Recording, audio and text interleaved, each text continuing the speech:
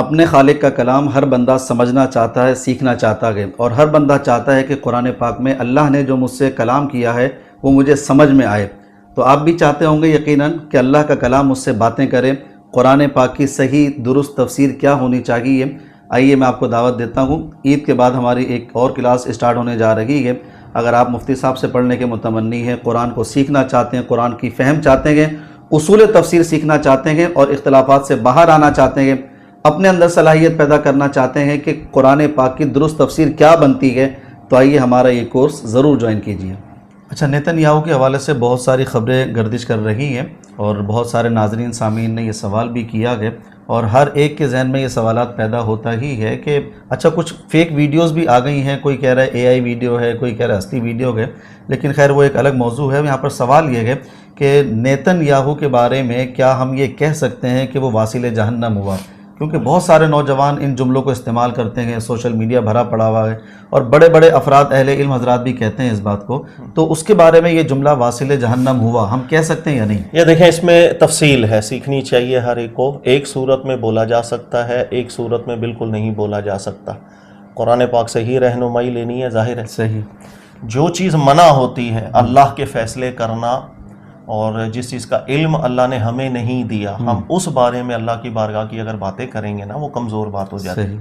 مثال کے طور پر کہ کوئی بھی شخص ہے وہ غیر مسلم ہے، اور بروز قیامت ظاہر ہے کہ اللہ تعالیٰ نے کچھ عذاب کی شرائط بیان کی ہیں، جس پر وہ پوری اتر جائیں گی تو اس کو جہنم کی سزا ہوگا، استحقاق ہوگا، جو اللہ نے قرآن میں ذکر کیا۔ اب وہ ظاہر شرائط جس پر پوری ہوں گی اس کے لیے سزا ہے، جس پر شرائط پوری نہیں ہوتی وہ اس حکم میں فی الحال داخل نہیں ہوتا۔ تو جہنم کی سزا کے لیے وہ ہمیں احتیاط کرنی چاہیے۔ مطلب جو کافرین کے لیے اللہ نے جہنم کی سزا بیان کی ہے، 4 سٹیپس ہوتے ہیں۔ اللہ تعالیٰ نے ایسا نہیں ہے کہ کسی نے انکار کیا تو فوراً اٹھا کے جہنم میں بھیج دیا۔ قرآن پاک کے اندر اللہ تعالیٰ نے 4 درجے بیان کی ہیں، وَأَهْلُهَا غَافِلُونَ أَهْلُهَا مُصْلِحُونَ، پھر أَخَذْنَا بِالْبَأْسَاءِ وَالضَّرَّاءِ، پھر اللہ نے فرمایا لَا يُؤْمِنُونَ وَقَدْ خَلَتْ سُنَّةُ الْأَوَّلِينَ، یعنی کسی پر حق بالکل واضح کر دیا جائے اور اس کو پتہ چل گیا کیا حق ہے کیا غلط ہے۔ صحیح۔ اس کے بعد اللہ نے فرمایا وہ فساد کے اوپر بھی تلتا ہے۔ تیسرا اللہ نے فرمایا ہم چھوٹی گرفتیں اس پر کرتے ہیں اس دنیا کے اندر جو اس کو احساس دلاتی ہیں کہ میں غلط تھا۔ صحیح۔ پھر اللہ نے فرمایا لا یؤمنون، لیکن وہ ضد اتنی پکڑ لیتا ہے کہ وہ مر جائے گا، ایمان نہیں لائے گا۔ صحیح۔ وقد خلت سنت الاولین، یہ ہے سنت جو عذابات کی شروع سے چلتی آ رہی ہے۔ صحیح۔ تو ان 4 شرائط کے اوپر اگر کوئی شخص آتا ہے اس کے لیے وہ جہنم کی سزا ابدی جو قرآن نے ذکر کی ہے۔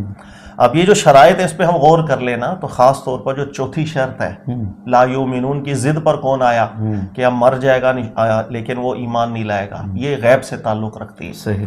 اسی وجہ سے اللہ تعالیٰ نے بغیر وحی کے یہ اختیار انبیاء کرام علیہم الصلوۃ والسلام کو بھی نہیں دیا کہ وہ از خود یہ فیصلہ فرما دے کہ اس پر شرائط پوری ہو چکی ہے۔ صحیح۔ لہٰذا جب کسی قوم پر کسی فرد پر یہ شرائط پوری ہوتی ہیں اللہ وحی کرتے ہیں، وَقَدْ أُوحِيَ إِلَىٰ نُوحٍ أَنَّهُ لَن يُؤْمِنَ مِن قَوْمِكَ، ہم نے وحی کر دی نوح علیہ السلام پر کہ آپ کی قوم اس سٹیج پر آ گئی ہے کہ اب مر جائے گی، ایمان نہیں لائے گی، بتا دیا۔ تو یہ چیز ضروری ہے۔ لہٰذا نیتن یاہو ہو یا کوئی بھی ہو جس کے بارے میں ہم یہ کہیں کہ وہ غیر مسلم ہو اور ہم کہیں کہ جہنم کی ابدی سزا کا مستحق ہو چکا، یہ جملہ کہنے سے ہمیں احتیاط کرنی چاہیے۔ اس کا اختیار ہمارے پاس نہیں ہے۔ صحیح۔ ہمارے پاس جس چیز کا اختیار ہے وہ یہ ہے کہ اگر کوئی شخص فسادی ہے اور اس کا فساد بین ہے، واضح ہے، صحیح، اور دنیا کی اکثریت اس کو فساد قرار بھی دیتی ہے، ایسی صورت میں اس فسادی کے لیے ہم یہ جملہ بول سکتے ہیں، چاہے اب وہ کسی بھی مذہب سے تعلق رکھتا ہو۔ صحیح۔ ہم کہہ سکتے ہیں کہ اس دنیا میں بھی اس فسادی کو سزا ملی اور یہ اللہ کی بارگاہ میں بھی اس کو سزا ملے گی، صحیح، بلکہ مل رہی ہوگی۔ اس طرح کے بھی جملے ہم کہہ سکتے ہیں۔ صحیح۔ فساد چونکہ ہمارے دین کو پسند نہیں ہے، اور فساد کے لیے بھی قرآن پاک نے دنیا اور آخرت کی سزا رکھی ہے۔ صحیح۔ یہ ہمیں کیونکہ فساد کو ہم سمجھ سکتے ہیں، دیکھ سکتے ہیں، پہچان سکتے ہیں، اس میں غیبی معاملات اتنے نہیں ہوتے ہیں۔ غلطی لگ سکتی ہے انسان کو، لیکن بہرحال انسان مشاہدہ کر سکتا ہے، مشاورت کر سکتا ہے۔ اس کی دلیل قرآن پاک سے ہم لیں گے۔ حضرت ذوالقرنین کا واقعہ آپ دیکھیں، ذوالقرنین کے واقعے میں اللہ تعالیٰ بیان فرماتے ہیں کہ ہم نے اسے بہت طاقت دی، اس کے پاس اختیار تھا، وہ دنیا میں چاہے انصاف قائم کرے چاہے ظلم کرے، صحیح، لیکن فیصلہ ذوالقرنین کا کیا تھا؟ قرآن کہتا ہے اما من ظلم، جو بھی فسادی مجھے نظر آئے گا، فساد کرتا ہوا، اما من ظالم فسوف نعذبہ، میں اس کو سزا دوں گا اور عذاب دوں گا اس دنیا میں، ثم یرد الی ربہ فیعذبہ عذابا نکرا، پھر وہ اللہ کی بارگاہ میں جائے گا، اللہ کی بارگاہ سے بھی اس کو سزا ملے گی۔ صحیح۔ نبی تو نہیں آتا ذوالقرنین، ظاہر اختلاف رہا ہے، لیکن جمہور علماء کے نزدیک نبوت تو ثابت نہیں ہوتی۔ اچھا، تو یہ کیسے فیصلہ کر رہے ہیں کہ اللہ بھی سزا دے گا؟ صحیح۔ اس لیے کہ فساد جو ہوتا ہے نا ہمارے دین کو اتنا برا ہے، بالکل پسند نہیں ہے، اور اس کی سزا بھی دنیا میں بھی اللہ نے رکھی ہے، آخرت میں بھی رکھی ہے۔ صحیح۔ وہ آیت ہے اگر آپ پڑھ دیں، اللہ نے فرمایا جو بھی زمین میں فساد کرتا ہے اس کو قتل کر دیا جائے یا ينفع من الارض کر دیا جائے، ذالک خزی لہم فی الدنیا، یہ اس کی دنیا کے لیے بھی سزا ہے اور آخرت کی سزا الگ۔ صحیح۔ فسادیوں کے لیے بھی دونوں درجوں کی سزا قرآن نے بیان کیا، دنیا کی آخرت کی۔ صحیح۔ اسی طرح فساد کا سب سے بڑا لیول جو ہوتا ہے نا وہ قتل ہوتا ہے، صحیح۔ اس لیے اللہ نے فرمایا وَمَن يَقْتُلْ مُؤْمِنًا مُتَعَمِّدًا، اگر کسی نے مومن کو جان بوجھ کے قتل کیا چونکہ فساد ہے، اللہ نے فرمایا ہمیشہ کے لیے یہ بھی جہنم کی سزا کا استحقاق رکھتا ہے۔ تو فساد کی بنیاد پر اگر ہم کسی کو بولیں کہ بھائی بالکل فسادی ہے، اس بنیاد پر اللہ کی بارگاہ سے بھی سزا کا یہ ہم کر سکتے ہیں، اس کا قرآن پاک سے بالکل اجازت، میں نے آپ کو ذکر کر دی۔ اتمام حجت جسے اصطلاحی طور پر کہا جاتا ہے، کس پر؟ کفر کی بنیاد پر وہ شرائط پوری ہو چکی ہیں کہ ابدی جہنم کا استحقاق، یہ ہمارے اختیار میں نہیں ہے، صحیح، یہ شرائط الگ ہیں۔ صحیح۔ اچھا، نارملی ہم تو یہ سنتے آئے گئے کہ ہمیشہ کی جہنم وہ کافر کے لیے ہوتی ہے، لیکن ابھی جو آپ آیت پاک پڑھ رہے ہیں وَمَن يَقْتُلْ مُؤْمِنًا مُتَعَمِّدًا، مومن کے لفظ کے باوجود اللہ فرمائے خالداً فیہا، وہ ہمیشہ جہنم میں رہے گا۔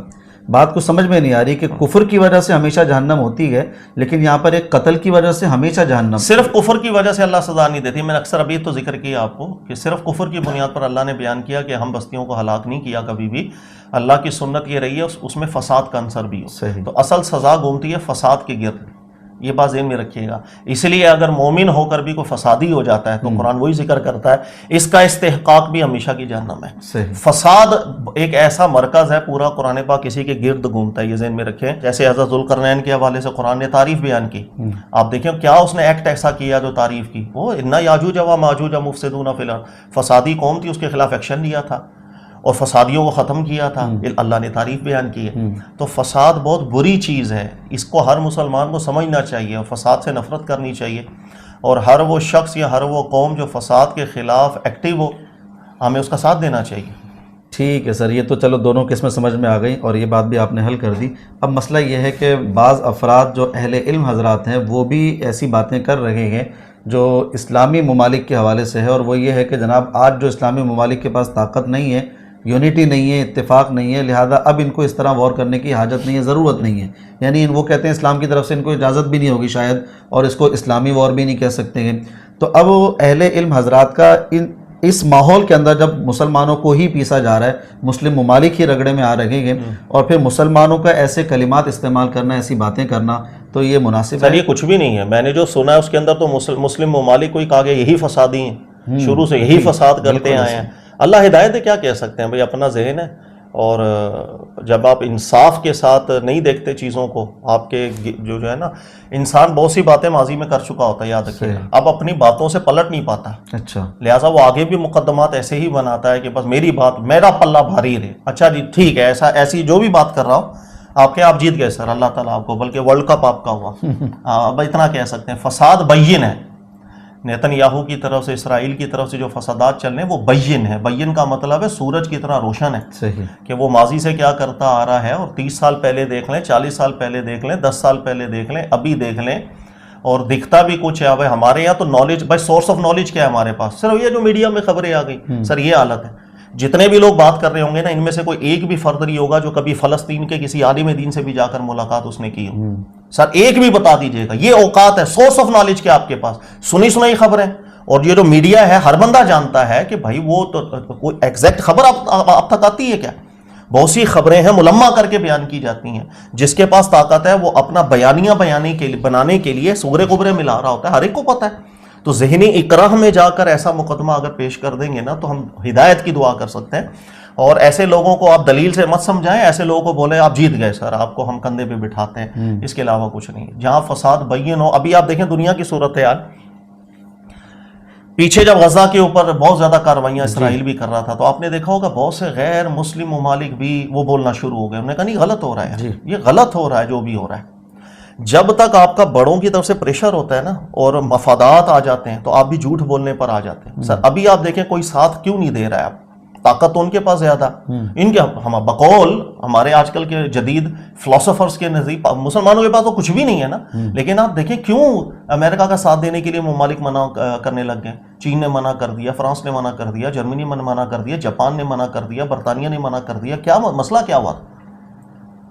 سر غلط ہوتا ہے جب آپ کے اوپر کی جو ایک طاقت ہے نا جو آپ کو ذہنی کرا میں ڈالتی ہے، جب وہ چادر ہٹتی ہے نا ہر انسان کھل کے سامنے آ جاتا ہے، یار غلطی تو یہاں ہے، یہاں پر غلطی تھی نہیں.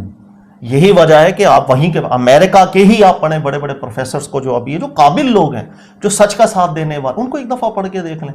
تو کہنے کا مقصد ایسی باتیں نہیں کرنی چاہیے. ویسے ہی ظلم ہو رہا ہے دنیا میں، فساد ہو رہا ہے دنیا میں، اور ہم ایسی باتیں اگر کرنا شروع کر دیں دلوں کو تکلیف دیں گے اور کچھ بھی نہیں کریں گے. ٹھیک ہے سر. اچھا یہ تو ضمناً سوال آیا تھا میرے ذہن میں تو میں نے آپ سے کر لیا، اور آپ نے صحیح طریقے سے جواب دیا کہ جو ایسی باتیں کرتے ہیں مسلمان ہونے کے باوجود اور ان حالات میں، تو ان کو یہی کہہ دینا چاہیے کہ جناب آپ جیتے اور ورلڈ کپ آپ ہی کا ہوا، آپ لے جائیے، اور اللہ تعالیٰ ان کو ہدایت دے بہرحال آگے.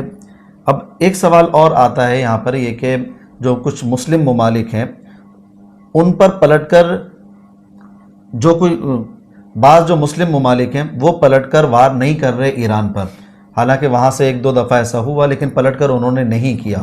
یہ جو وہ قدم اٹھا رہے ہیں، وہ کچھ سمجھ رہے ہیں، اندر کچھ چل رہا ہے، اس کو کس نظر سے دیکھتے سر ہیں؟ تعریف کرنی چاہیے، جو جتنی تعریف کریں اتنی کم ہے. اچھا. اس کی وجہ یہ ہے کہ ایسا موقع تھا، اس موقع کے اوپر غصہ تو ظاہر ہے، جب آپ کسی کے ملک پر حملہ آور ہوتے ہیں تو اس کو بھی غصہ آتا ہے. صحیح. اور اگر یہ جوابی کارروائی میں عرب لگ جاتا ہے تو یہ آپسی جنگ ہو جاتی اور وہ لوگ نکل جاتے ہیں یہاں سے، مسلمان آپس میں لڑتے پھرتے اور کچھ بھی نہیں تھا. بہت اچھا فیصلہ اس کے اندر. آپ وہ قطری بیان اگر سب سے پہلے دیکھیں نا ان کے، انہوں نے بیان کیا بہت زبردست.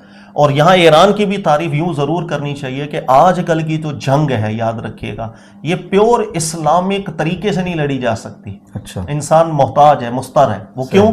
اس لیے کہ دیکھیں ایک بھی جو مجرم جو نہ ہو اس کو مارنے کی اجازت نہیں ہے، کسی عورت کو، بچے کو.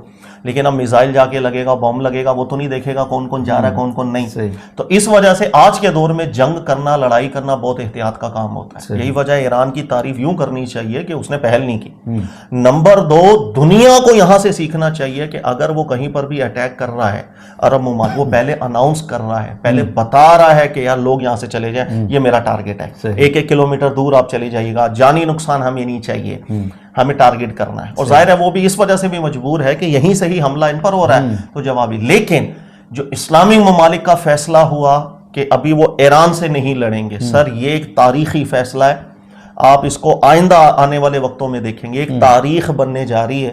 دنیا کا ورلڈ آرڈر چینج ہونے جا رہا ہے اور دنیا بدلتی رہتی ہے. سر دنیا ایسی نہیں ہے کہ کوئی ایک ہے دنیا کا بیٹھ گیا اور اسی نے ساری زندگی حکمرانیاں کرنی ہے. دنیا بدلتی ہے، عروج آتے ہیں، زوال آتے ہیں. اور جب بھی عروج و زوال آتے ہیں یاد رکھیے گا چونٹیاں ہی کھڑی ہوتی ہیں جو ہاتھیوں کو گرا دیتی ہیں، کمزور ہی کھڑے ہو جاتے ہیں جو بڑوں کے تختہ پلٹ دیتے ہیں. دنیا تاریخ بھری پڑی. تو یہ جو لمحہ ہے یہ انہی میں سے ایک لمحہ ہے. آپ آگے دیکھتے چلے جائے گا دنیا بہت بدلنے والی.